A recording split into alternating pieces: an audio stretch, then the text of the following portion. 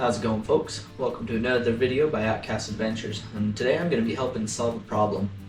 Now, if you're like me, oftentimes when you're out fishing, you're sitting in your chair, drinking your hot beverage, and you see your pole going doink doink doink off in the distance. And before you can get your old butt out of that chair and get to that pole, that fish is long gone. And that is where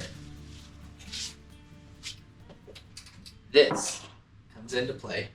Right here, we have what we like to call an automatic hook setter. Now I know you're going to say, oh, I have some of these, I can go out and just buy them, they make them all the time. Well, I'm telling you, those come with a pretty hefty price tag.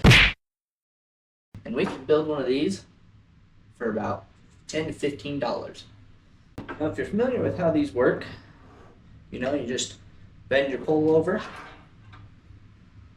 set your trigger, and then you just slowly drape your line over top of your trigger here. When that fish comes along and yanks on that hook, we get a hook set. That fish is on there. Then you can run over, grab your pole, and reel them up. Now what we have here on the table is everything that we use to build these. We've got 2 threaded 3/4 couplings, 2 3/4 PVC 90s, 1 3/4 PVC T with a threaded insert on the middle. We have a 12-inch length of PVC, 3/4 inch, 2 6-inch lengths of 3/4 inch PVC. We have a 2-inch, 1-inch PVC length, and then a 1-inch by 1-inch by 3/4 threaded PVC T, and a 1-inch 45.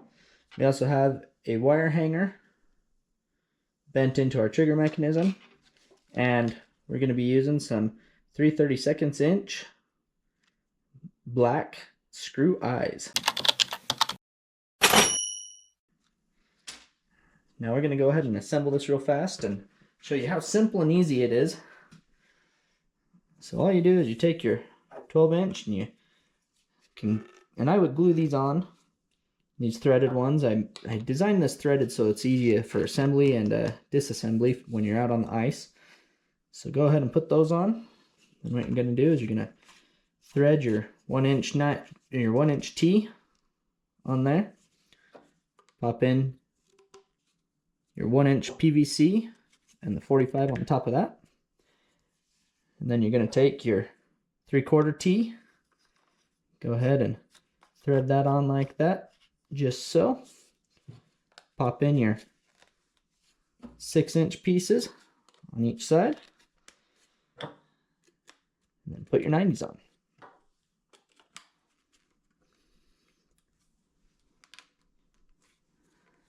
And that is the main build body of that.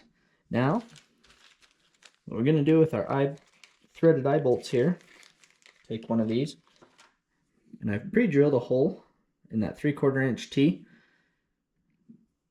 And you'll have to match up your size with whatever lag screws you have. And that'll just easily thread right in there. Obviously, I wouldn't be taking this out normally and just leave that in there. You want to get that in there so that your eye bolt is running parallel with your 3/4 inch PVCs. Then you just take your trigger, slide it up in there, and there we go. We're done. Now, like I said, I designed this for easy disassembly and assembly while you're out on the ice.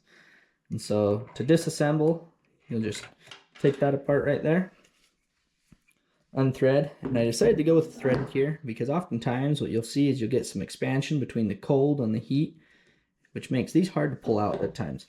So I went with the threaded, so you can just unthread them. Set that there. Unthread this side.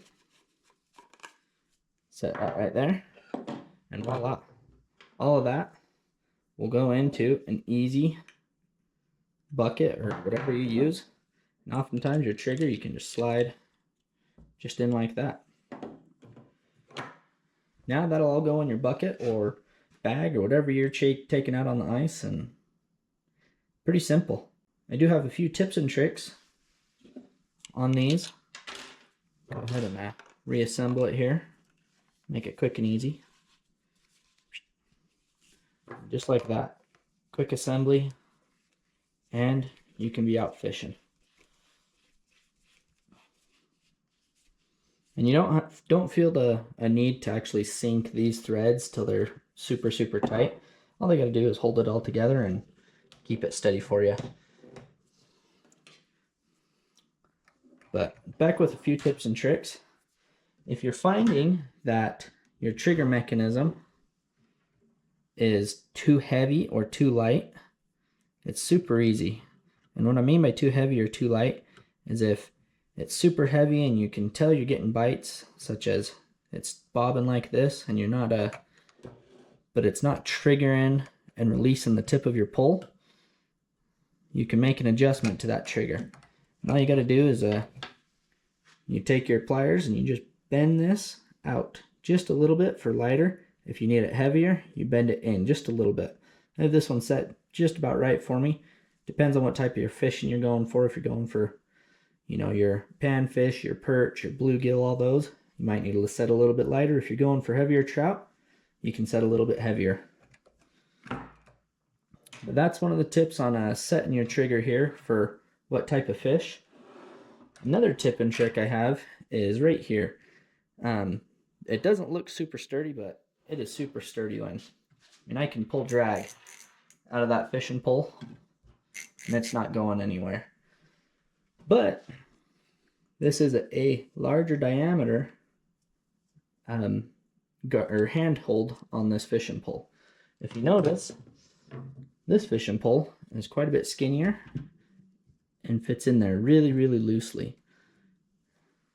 Tip and trick on that is I have an optional little 2-inch piece of 1-inch PVC I've cut.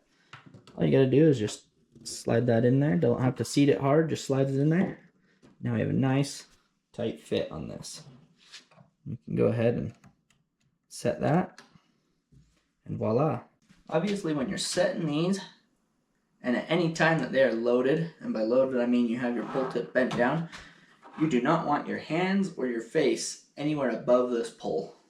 Especially with these heavier trout poles. When that releases, it releases hard. And I mean hard. That's going to set a hook.